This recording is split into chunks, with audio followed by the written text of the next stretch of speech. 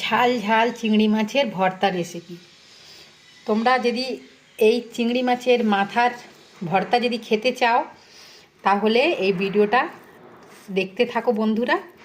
খুবই লোভনীয় হয়েছে কিন্তু খেতে দারুণ স্বাদ হয়েছে। তোমরাও যদি এইভাবে একবার চিংড়ি মাছের মাথার ভর্তা করতে চাও তো তাহলে এই ভিডিওটাকে প্রথম থেকে নিয়ে শেষ পর্যন্ত দেখতে থাকো।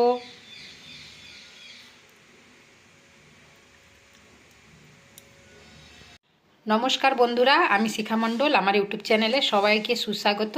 তো আজকে আবার একটা নতুন রেসিপি নিয়ে চলে আসলাম। তো এগুলো দেখে বুঝতে পারছো এগুলো কি? হ্যাঁ, এগুলো হচ্ছে চিংড়ি মাছের মাথা। তো এই যে চিংড়ি মাছের মাথাগুলোকে দেখো আমি ধুয়ে ভালো করে পরিষ্কার করে নিয়েছি। আর এই উপরের খোলাটাকে আমরা বার করে ফেলে দিয়েছি। উপরে যে খোসাটা থাকে ওইটা ফেলে খালি এই মাথার ভিতরের এইগুলোকে নিয়েছি, দেখতে পাচ্ছ। আর খুব ভালোভাবে ধুয়ে পরিষ্কার করে নিয়েছি। তো আজকে আমরা এই মাথাটার ভর্তার রেসিপি বানাবো। তো দেখতে থাকো তোমরা বন্ধুরা। এখানে কড়াতে আমরা একটুখানি জল গরম করছি। এই জলটা গরম হয়ে গেছে। এই গরম জলের মধ্যে এই চিংড়ি মাছের মাথাগুলোকে আমরা দিয়ে দিচ্ছি। একটু গরম জলে ফুটিয়ে নিলে একটু ভালো হয়, একটু পরিষ্কারও হয়ে যায় ভালো করে, আর গন্ধগুলোও চলে যাবে। হালকা করে আমরা একটু গরম জলেতে ভাপিয়ে নিচ্ছি।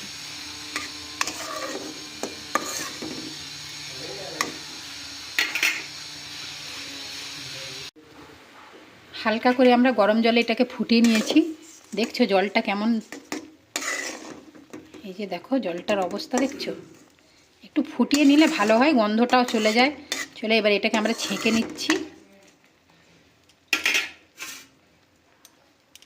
এখানেতে কড়াতে আমরা সর্ষের তেল দিয়ে দিয়েছি। ভর্তা বানাতে গেলে সর্ষের তেলে যদি বানাও খুবই ভালো টেস্টি হয়। তো সর্ষের তেলটা আমাদের গরম হয়ে গেছে। এতে এবার আমরা দিয়ে দিচ্ছি কালো জিরে,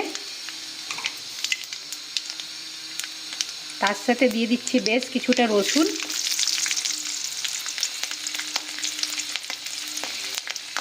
শুকনো লঙ্কা আর কিছুটা আদা দিচ্ছি। আদার ফ্লেভারটা খুব সুন্দর কিন্তু হয় খেতে ভর্তাতে। তার সাথে দিয়ে দিলাম বেশ কিছুটা কাঁচা লঙ্কা। তোমরা নিজের ঝাল মতন যেইভাবে ঝাল খাও সেই মতন দেবে, কিন্তু ভর্তা একটু ঝাল ঝাল হলে তবেই খেতে ভালো লাগে।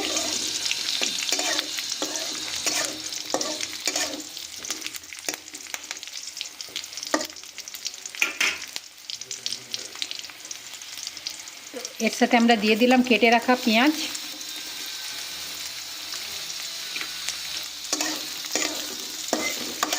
প্রথমে আমরা ওই চিংড়ি মাছের মাথাগুলো খেতাম না, তারপরে একদিন আমি ইউটিউবেতে দেখে এইভাবে একদিন বানিয়েছিলাম ভর্তা। তো দেখলাম খেতে খুবই টেস্টি হয়েছিল। তো ভাবলাম আজকেও বানিয়ে নিই একটু। তো ভাবলাম আজকে যখন বানাচ্ছি তো তাহলে তোমাদের সাথে একটু শেয়ার করি। তোমরা অনেকেই হয়তো বানিয়ে খাও আমি জানি, কিন্তু তাও ভাবলাম চলো তোমাদের সাথে একটু শেয়ার করি।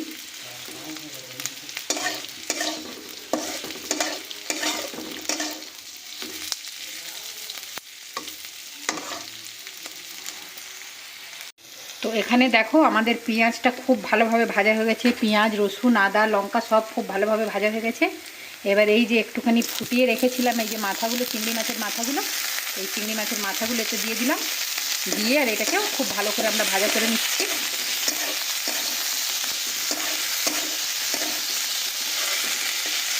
খোলাটা থাকলে কিন্তু খেতে একটা ভালো লাগে না, কারণ একটা খসখস করে। খোলাটা ফেলে দিয়ে করলে আর কি একটু খেতে খুব ভালো হয়।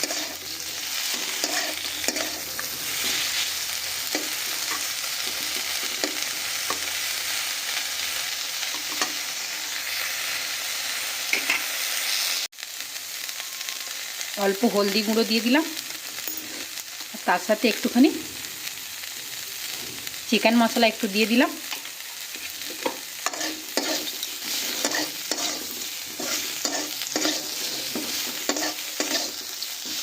এটা গন্ধটা সুন্দর আসবে।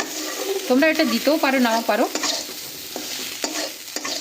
দেখো আর এই মাছের মাথাগুলোকে আমরা খুব ভালো করে ভেজে নিচ্ছি।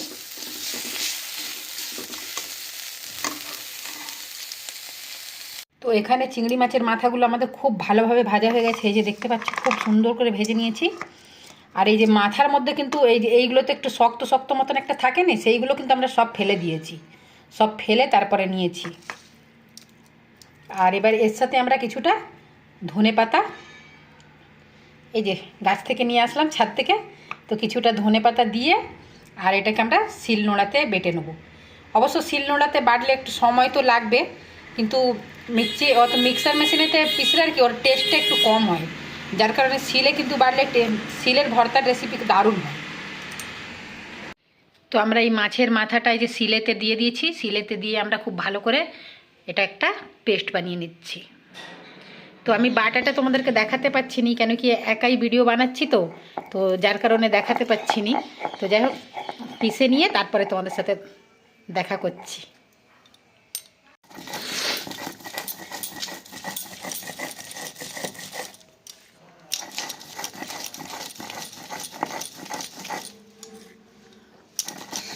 এটাকে আমরা শিলেতে খুব ভালোভাবে পিষে নিচ্ছি। এই যে বলছিলাম ভিডিও করার লোক নেই, দেখো ভিডিও করার লোক চলে এসেছে, সেই জন্যই তোমাদেরকে এটা শিলেতে দেখাচ্ছি। আর একবার একটু পিষে নেবো, তাহলে কি খুব ভালো করে মিহি হয়ে যাবে। চিংড়ি মাছের মাথাটা আমাদের খুব ভালোভাবে বাটা হয়ে গেছে। এতে এবার স্বাদ মতো নুন দিয়ে দিলাম। নুনটা দিয়ে একটু ভালো করে মাখিয়ে নিচ্ছি।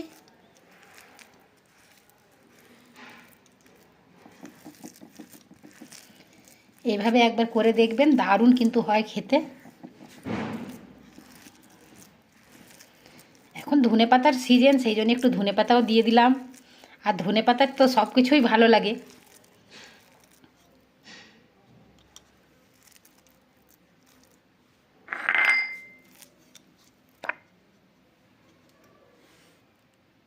তো চিংড়ি মাছের মাথার ভর্তার রেসিপি একদম রেডি খাবার জন্য।